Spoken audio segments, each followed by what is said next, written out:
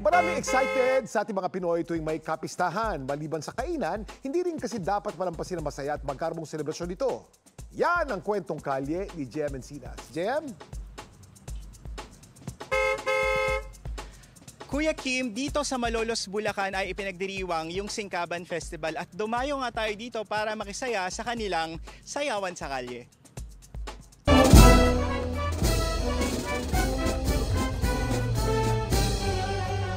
Makukulay na mga kasuotan at magagarbong props. Ang Singkaban o Sining at Kalinangan ay isang selebrasyon sa Malolos, Bulacan kung saan pinagbubuklo nito ang mga bayan sa probinsya para ipagdiwang ang mayaman nilang kultura.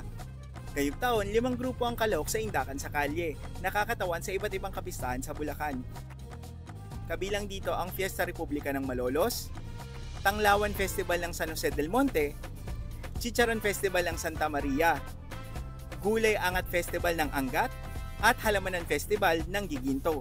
Isa sa mga inaabangan ngayong taon ng mga taga-Giginto na nag-uwi ng tropeyo nung nakaraang taon. Sa amin yung pressure but I trust my dancers na kayang-kaya nila kasi pinagpagura nila at they have inspiration and motivation. Ang grupo naman ng mga mag-aaral na ito ang tinanghal na kampiyon sa katatapos sa Tanglawan Festival sa San Jose del Monte, Bulacan. Sila raw ang may pinakamaiksing preparasyon para sa Singkaban Festival. Meron lang po kaming 11 days to prepare para i-improve po yung aming pyesa na gagamitin namin for Singkaban Festival.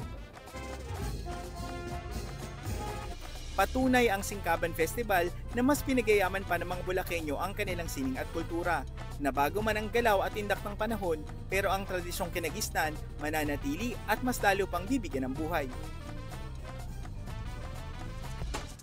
Live mula dito sa Malolos, Bulacan, ako si Jem Encinas at yan ang kwentong kalyeng dapat alam mo. Kuya Kim? Maraming salamat, Jem.